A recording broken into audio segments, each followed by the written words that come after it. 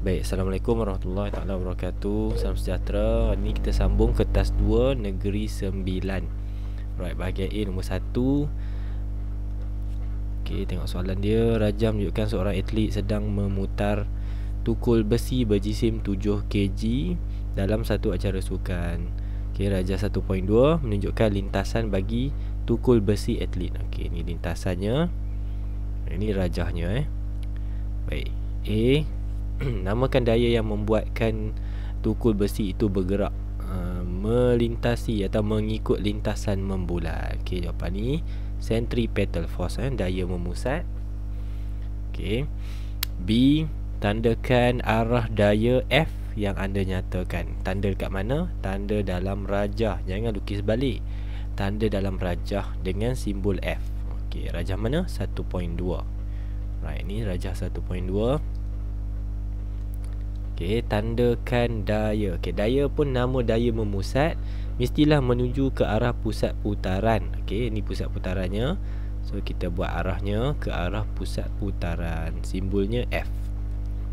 Okey, macam tu. Sorry. Lukis arah anak panah untuk menunjukkan arah laju linear atau linear speed. Okey, pada rajah yang sama juga lukiskan arah simbol V untuk linear speed. Okey, kedudukan linear speed dan centripetal force adalah 90 darjah antara satu sama lain, iaitu tangent kepada putaran ni lah, arah putaran ni. So kita buat. Okey, sorry ya, tulisan saya punya garisan tak boleh, saya tak mampu buat lurus. Saya pakai drawing pad biasa saja. So awak pun pakai pembaris. Pastikan kedudukan antara centripetal force dan linear speed adalah 90 darjah antara satu sama lain. Okey, ataupun tangent kepada pusat tangent kepada bulatan putaran ini. Right, nombor 1. D. What will happen to the throw distance if the hammer is spin at higher speed? Okey, apa berlaku kepada jarak balingan jika dipusing dengan kelajuan yang lebih tinggi? Jawapannya akan tercampak pada jarak yang lebih jauh. Selesai nombor 1. Nombor 2. Sebuah kenderaan ditarik dengan menggunakan dua utas tali dengan hal laju malar. Okey, dekat sini ada clue. Hal laju malar iaitu constant velocity. Terus kita ambil information ni yang kita tulis sebagai forces in equilibrium ataupun resultant force equals to 0 Newton. Okay, tulisan saya masuk frame tak? Terkeluar frame sikit, sorry saya padam balik, saya tulis dalam frame. Resultant force in this situation is equals to 0 Newton. Alright, so tengoklah rajah dia ditarik dengan daya, dua daya, iaitu T1 dan T2 pada sudut-sudut yang berikut 20 dan 40 dari X. Kemudian adanya daya geseran juga di belakang. Okey. So in total ada 3 individual forces. Okey, 3 individual forces pada arah-arah yang berbeza yang bertindak ke atas kereta. Okey, ini chapter 1 masih chapter 1 form 5. Alright. Apa dimaksudkan dengan keseimbangan daya atau forces in equilibrium?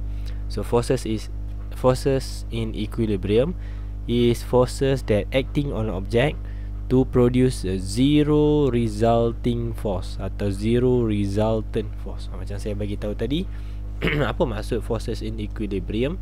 Dalam penyataan ini merujuk kepada jenis gerakan constant velocity. Ni kesan dia kan, kalau satu daya tu sama besar, misalnya satu blok ditarik ke kanan 5 Newton, ditarik ke kiri juga 5 Newton. Jadi kalau jumlah dayanya sama besar, kita buat vektor sum kan, 5 tambah negatif 5, kan kita dapat kosong. Okey, sekejap ada lag sikit. Dapat kosong. Jadi ini kita panggil forces in equilibrium.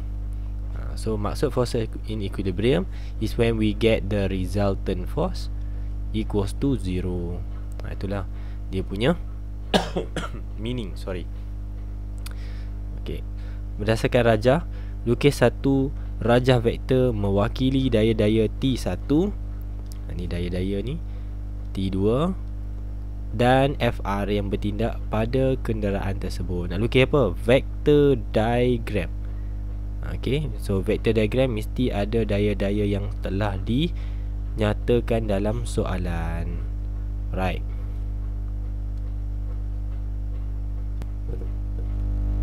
Alright, so apa maksud soalan ni? Kita nak kena tengok daya-daya yang terlibat ni, 3 daya yang sudah kita highlight di atas rajah, dan kita nak cantumkan dia kepada segitiga daya. Okay, triangle of forces. Alright, so kita ambil yang mendata dulu, ataupun yang paling mudah kita label, yang tak ada ataupun sudutnya kosong dengan X. Okay, sudutnya kosong, iaitu daya geseran. Kita buat satu garis lurus. Kejap. Satu garis lurus, dan geseran tu bertindak ke kiri, so kita label kiri. Okay, kemudian dengan tanda FR. Jangan ubah arah daya tersebut. Kita boleh angkat dia ke atas, boleh buat dekat atas ni, boleh buat kat bawah ni, boleh buat ke tepi ni. Tapi semua arah mesti sama seperti asal. Itu maksudnya. Alright, tinggal lagi 2 untuk kita cantumkan. How about kita tengok T1. T1 berada pada sudut 20 darjah dari horizontal. Okay, dari horizontal. So mungkin kita boleh try and error. Kita letak sini, tentu dengan sudut 20 darjah, dan arahnya seperti berikut. T1 kita check balik betul ke atas macam tu. Okey, betul. Labelkan T1 sudut 20. Alright, last one untuk sambungkan T2, dan target kita untuk jadikannya sebagai segitiga. So 40 darjah di bawah vertical, di bawah horizontal axis T2. So sini 40 darjah. Alright, macam gitu. Arahnya 40 darjah daripada atas macam ni Sini saya ambil 40 ni sudut isosceles kan. 40 ni sama dengan 40 bawah ni. Di sini 40 sudut selang-seli kan. So saya bawa lah ke atas ni. Jadi sebenarnya 40 tu di sini. Allah, kejap. Pada asalnya kan sudut dia kat sini 40. Saya bawa sini, samalah sudut selang-seli. Alright, anak panah T2.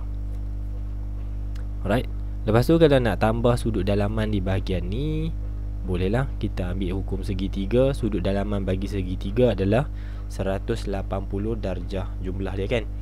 So 180 tolak 20 tolak 40, kita dapat 120. Okey, so syarat untuk vector diagram, pastikan arahnya maintain. Okey, arahnya maintain dengan label yang tepat bersama-sama sudut-sudut yang tercatat pada soalan. Okey. Kemudian C, hitungkan nilai T1, cari nilai T1 sekiranya daya geseran FR adalah 950. Nak cari T1. Okey, mana T1? Kita tengok rajah dulu.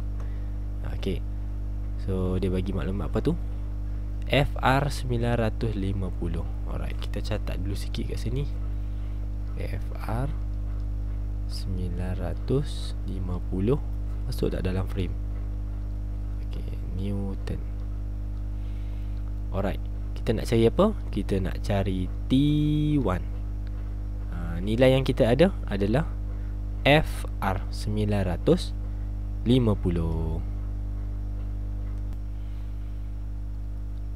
Baik, untuk soalan ni kita nak kena pakai satu hukum Saya tak silap saya namanya sine rule. Okey, sine rule ni Sekejap ya. Sign rule. Saya pakai ruangan di sini sebab lukisannya dah ada kat sini. Saya padamkan. Saya padamkan yang kuning-kuning ni supaya awak tak confuse. Setakat yang saya boleh padam lah Alright, kita nak pakai sign rule. Sign rule ni macam mana? Okay, dengar dan tengok betul-betul. Kita nak cari T1. Okay, dan T1 sebenarnya boleh pairing dengan sudut yang bertentangan dengan T1 dalam bentuk sign. Sebab tu kita panggil sign rule. Contohnya begini. Bentuk, macam mana kita nak pasangkan dia? Kita tulis sini T1 bahagi dengan sudut bertentangan dengan T1, which is 40 darjah. Okay, kita letak sin kat situ. Sin 40. Kemudian kita equalskan kepada side yang kita tahu nilai dan sudut yang bertentangan dengannya. Okay, side mana yang kita tahu nilai? Jawapannya FR. FR kita dah tahu. Nilai dia berapa? 950. So 950, which is the side yang kita tahu, adalah bertentangan pula. Tengok saya buat color pink. FR, dia punya pairing dia siapa? Sudut bertentangan dengan dia. Siapakah sudut itu? Ataupun berapakah nilainya? 120 darjah. Jangan lupa letak sin. Sebab sin rule kan, sign rule atau sin rule lah. Baik, selesaikan T1 ni. 950 bahagi sin 120, kemudian darab dengan sin 40. Baik, tekan calculator.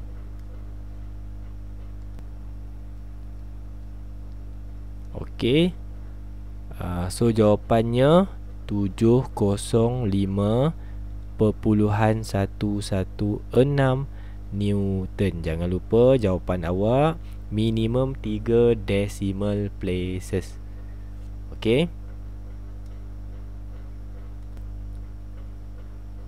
Baik, kita terus ke soalan yang seterusnya. Soalan 3, photoelectric effect. Nampak dia punya gambar rajah dia tu. Kita dah dapat idea dah. Baca soalan. Macam mana pun kena baca soalan. Menunjukkan cahaya monokromatik atau monochromatic light yang membawa maksud cahaya yang ada satu wavelength sahaja. Chrome atau chromatic bermaksud wavelength. Mono maksudnya satu. Mono maksudnya satu. Chromatic maksudnya wavelength. Cahaya yang ada satu wavelength sahaja. Apa contoh dia? Laser. Okey, dipancarkan ke atas permukaan cesium. Okey, dan apa berlaku? Ada elektron yang terbebas. Nama fenomena photoelectric effect. Okey, so ni cahayanya. Okey, for some reason elektron dari permukaan logam berjaya dipancarkan keluar daripada metal. Soalan pertama, apakah yang dimaksudkan dengan photoelectric effect? It is the emission, pengeluaran, pembebasan elektron daripada mana? Metal surface. Macam mana boleh terkeluar? When illuminated, bila disinarkan. Okay, oleh apa? Cahaya, beam of light. Dengan syarat that have certain frequency, bukan certain intensity, bukan dengan keamatan tertentu, tapi dengan frekuensi yang tertentu. Maksudnya benda ni tak berlaku suka-suka hati, berlaku dengan syarat. Syaratnya apa? Ada certain frekuensi yang perlu dipatuhi ataupun dipunyai oleh monochromatic light ni. Bukan semua light boleh hasilkan ataupun membebaskan elektron daripada metal. Ada syarat dia. So kalau awak belajar, sebenarnya cahaya yang datang daripada atas ni, which is photon, must have a frequency at least, dia mesti lebih besar atau sekurang-kurangnya sama dengan F0. F0 ni apa? F0 ni adalah threshold frequency. Threshold frequency. Threshold frequency is the minimum frequency for photoelectric effect to occur, or minimum frequency so that electron can be emitted from a metal surface. Dan bahasa Melayu dia dipanggil sebagai frekuensi ambang. Okay, frekuensi ambang. Itu dia punya Dia punya gist lah, dia punya content dia. Sorry, lupa nak beritahu. Threshold frequency ni siapa punya? Metal yang punya. Different metal have different threshold frequency. Yang ni metal namanya cesium. Cesium dia ada satu threshold frequency. Kalau tukar kepada metal lain, akan berubahlah nilai threshold frequency dia. Okey. Nyatakan kesan ke atas elektron dipancarkan jika apa jadi pada elektron yang bakal dipancarkan ataupun yang telah dipancarkan. Jika yang pertama, intensity of light increases, kita tambah keamatan cahaya, tak jadi apa-apa. Okay, so number of electron emitted tak bertambah. Okay, oi, kenapa skema jawapan dia macam gitu? Keamatan cahaya bertambah? No lah kan. Sekejap saya semak balik.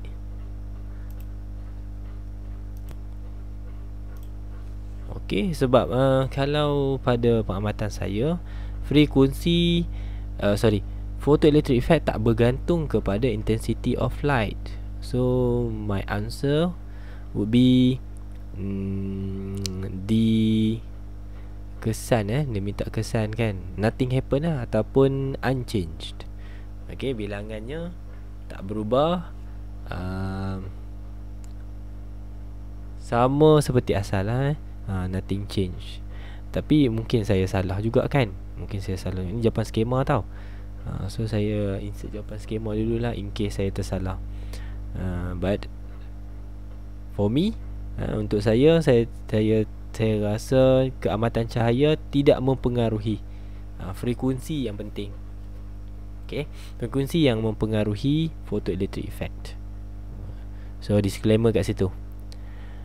Alright, moving on. Untuk dua Roman, apa jadi kepada elektron yang dipancarkan apabila frekuensi bertambah? So frekuensi bertambah, of course ada elektron yang dibebaskan, plus we have greater kinetic energy ataupun greater maximum kinetic energy.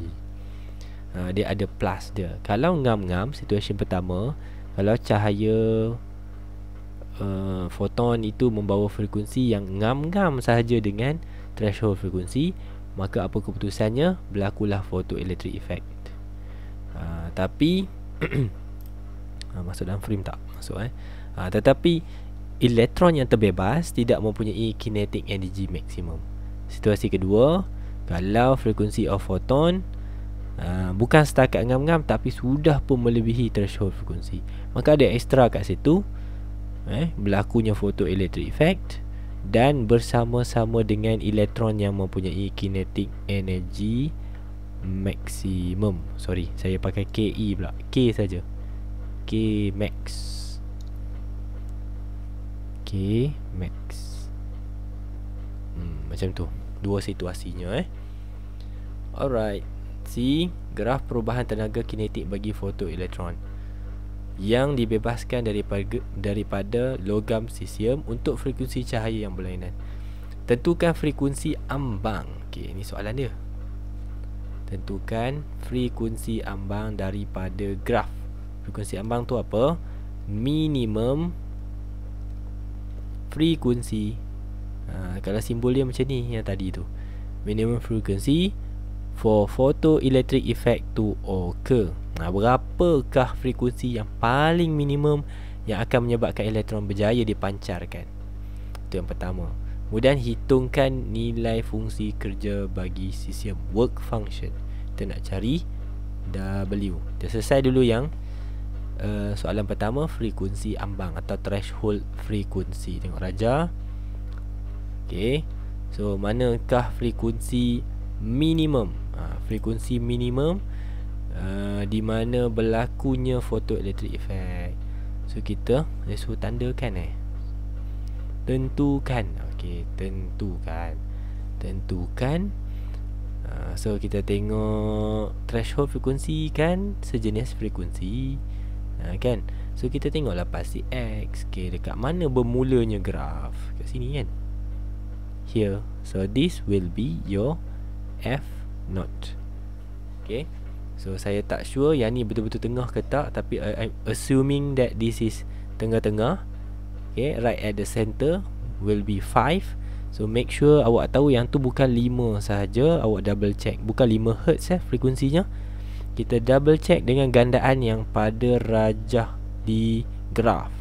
Ni ada gandaan ni. In case awak tak nampak, labeling dia macam ni. Frekuensi palang 10 Allah 10 kuasa 14 Hz. So kita ambil daripada 10 kuasa 14 sampailah ke unit. Itu nilai gandaan dia. Nak buat macam mana? Letak darab 5 darab 10 kuasa 14 Hz. Itu jawapan bagi threshold frekuensi, iaitu minimum frekuensi. Paling-paling tidak pun minimumnya 5 darab 10 kuasa 14, barulah berlaku photoelectric effect. Ni dah berlaku dah photoelectric effect. Tapi pada ketika titik ini, kinetic energy maksimumnya adalah kosong. Tengok graf ni. Ni kinetic energy maksimum. Berapa nilai dia? Pada ketika titik ni kosong. Sebab apa? Sebab ini nombor 1, ngam-ngam.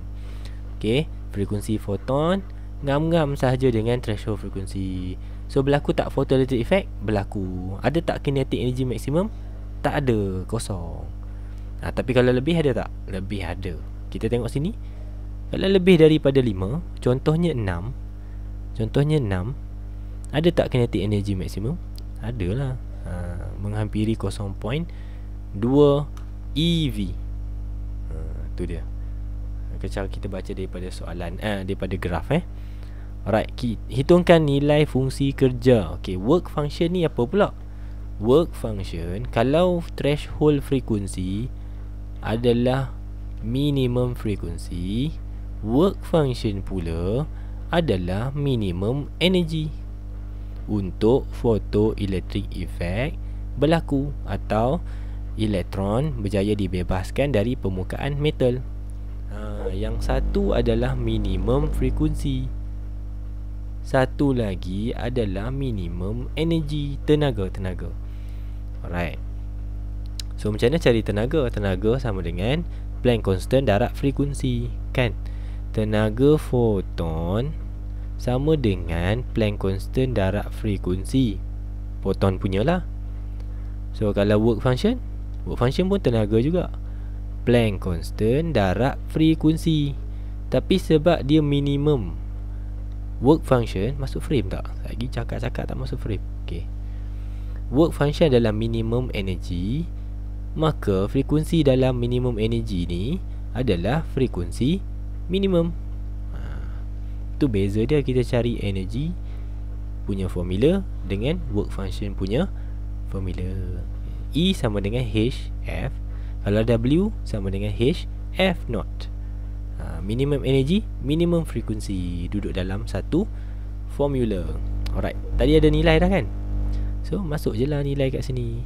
So W sama dengan nilai Planck constant. Okay, berapa nilai Planck constant? Kalau tak ingat, pause sekarang video, pergi cari nilai Planck constant. Ataupun ada dalam soalan ni tak? Oh tak ada. Kita semak dulu. Kok dalam soalan ni dia ada bagi. Kalau tak ada, awak kena tengok pada kalkulator awak, ataupun tengok pada kertas soalan. Set ni dia tak bagi formula cari dalam kalkulator awak nilai H Planck constant, masukkan dekat situ 6.63 darab 10 kuasa negatif 34. Kemudian darab dengan threshold frekuensi. I'm assuming 5 darab 10 kuasa 14. Okay, tekan kalkulator untuk dapatkan jawapan. Okay, jawapan saya 3.315 darab 10 kuasa negatif 19 Joule. Okey, barang diingat, jawapan saya ni bergantung kepada threshold frekuensi yang saya assume di sini. Saya tak pastilah nilainya berapa tepat-tepat, because I would say that saya punya soft copy ni mungkin ada line yang saya tak dapat baca dengan tepat lah ataupun ada senggatan yang tak jelas. Saya assume 5. Sebenarnya tak nampak macam 5 pun, macam ke kanan lebih kan. Tapi nevertheless, kalau awak berjaya, awak dapat nilai threshold frekuensi yang sikit beza dengan saya, maka nilai work function juga akan berubah sikit lah. Okay. Dan yang seterusnya bagi work function adalah sejenis tenaga, iaitu minimum energy kan. Work function is minimum energy. Jadi layak atau selayaknya lah duduk dalam unit joule. Jangan terlupa, jangan lupa, unit bagi work function adalah joule. Okay, next soalan 4. Sorry.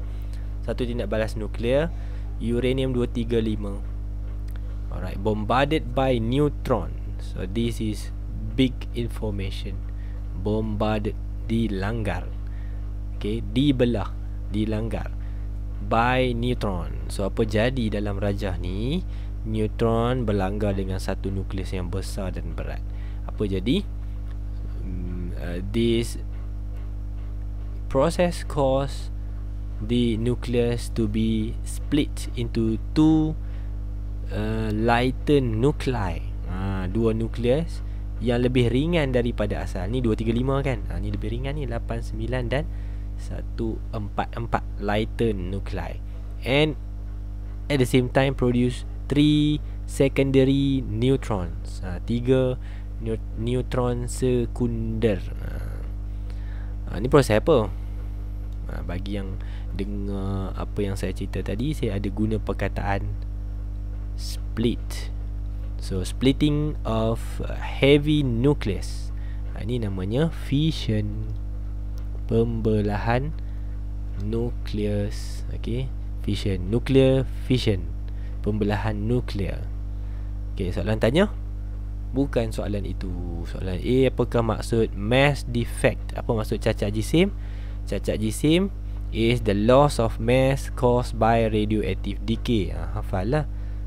Berlakunya kehilangan jisim disebabkan berlakunya proses perebutan radioaktif. Boleh juga berlaku ataupun boleh juga ditulis dengan perbezaan di antara jisim parent dan jisim daughter dalam proses nuclear reaction. Kan biasa kita cari perbezaan antara jisim yang ni, yang mana yang selepas tolak dengan jisim sebelum, jumlah sebelum. Itulah dia cacat jisim. Cacat di situ bermaksud ada sejumlah jisim yang telah hilang. Hilang sebagai apa? Telah berubah kepada sejenis tenaga. Tenaga itulah kita panggil tenaga nuklear. Ni lah Einstein jumpa. Einstein kata dalam decay, dalam fission, dalam fusion, tiga-tiga ni bila kita tengok jisim daughter, kita tolak dengan jisim parent, rupa-rupanya tak sama jisim. Ada jisim yang telah lost, telah hilang. Maka dia simpulkan bahawa jisim yang hilang sebenarnya telah converted, berubah kepada tenaga nuklear. Tak gimana pun dia berubah kepada sejenis tenaga. So this is mass to energy. Conversion of mass into energy. Soalan B, nyatakan satu perbezaan uranium 235, uranium 236. Perbeza dia more number of neutrons. Mudah je kan? More number of neutrons. Yang tak tahu pula tu nombor neutrons. C, nyatakan jenis tindak balas nuclear fission. Telah disebutkan tadi. Tulis persamaan tindak balas. Tulis persamaan. Ada tak saya copy ke sini? Tak ada Tulis persamaan tindak balas. Untuk tulis persamaan tindak balas, kena tengok dulu siapa daughter, siapa parent. Kita ikutlah urutan ni kan. Neutron. Sekejap apa kata saya tulis atas ni je terus. Kan nampak situ tak? Alright, saya tulis sini neutron N10 tambah atau membelah uranium 235 dengan nombor proton 92. Anak panah menunjukkan berubah kepada ataupun split into ni daughter dia, KR 89 36 tambah lagi daughter dia BA 144. Tak muat ni, confirm tak muat dah ni. Sorry 56. Okey, disebabkan tak muat frame saya nak kena tulis bawah ke muat Saya cubalah plus. Okey, ada berapa biji neutron kat situ? Secondary neutron ada berapa biji? 1, 2, 3. Tulislah 3 besar, lepas tu 1 kosong neutron. Muat tak? Muat tak dalam rajah? Tak muat. Tahniah, tak muat. Okey, tulis tapi orang tak nampak. Tahniah. Saya tulis bawah terpaksa tulis bawah. Awak jangan tulis bawah.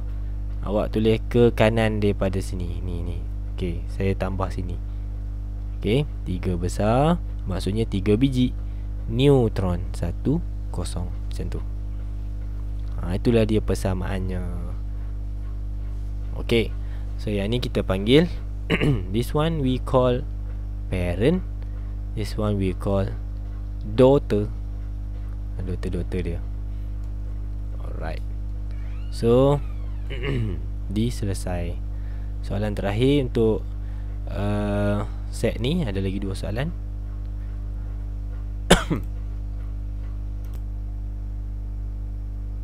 Okey, radium 226 mereput menjadi radon 222. Okey.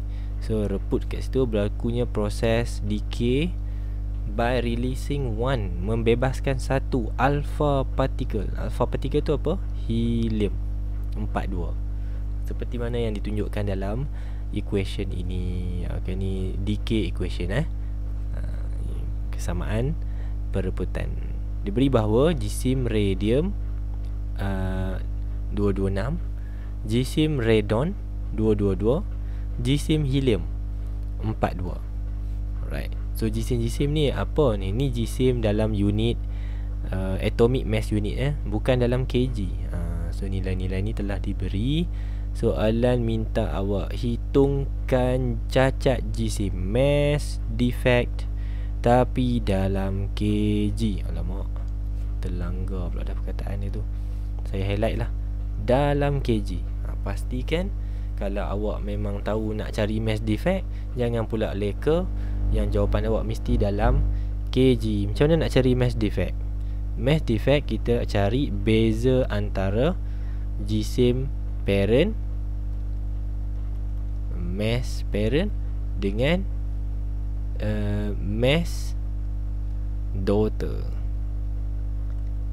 Mass parent dengan mass daughter. Beza dia difference in mass of parent and mass of daughter during the decay ataupun in the decay.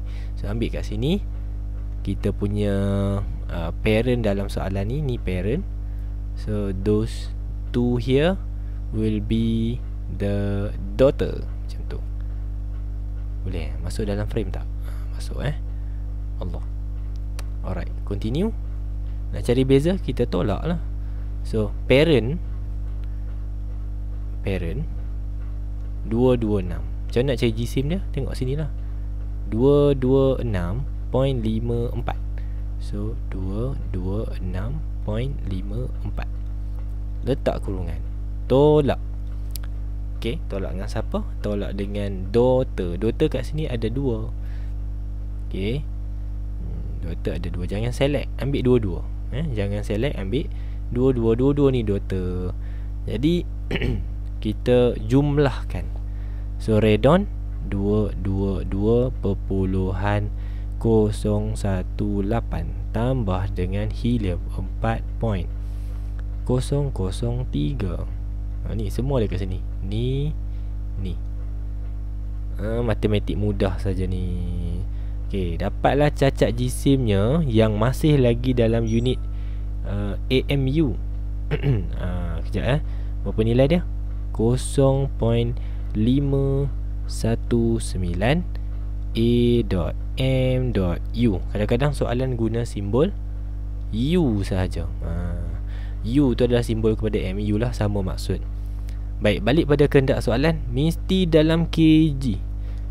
Mesti dalam kg. Alright, ketahuilah bahawa walaupun tak ada panduan kat sini, kadang soalan ada tulis panduan 1U atau 1 AMU equivalent to 1.66 times 10 to the power of negative 27 kg. Masuk frame ke tak? Hari ni kerja tanya masuk frame ke tak je. So 1U banyak ni, tengok 1U banyak ni kg. Kalau banyak ni U, berapa kg? Operasi darab 1.66 darab 10 kuasa negatif 27. Okay, tekan kalkulator.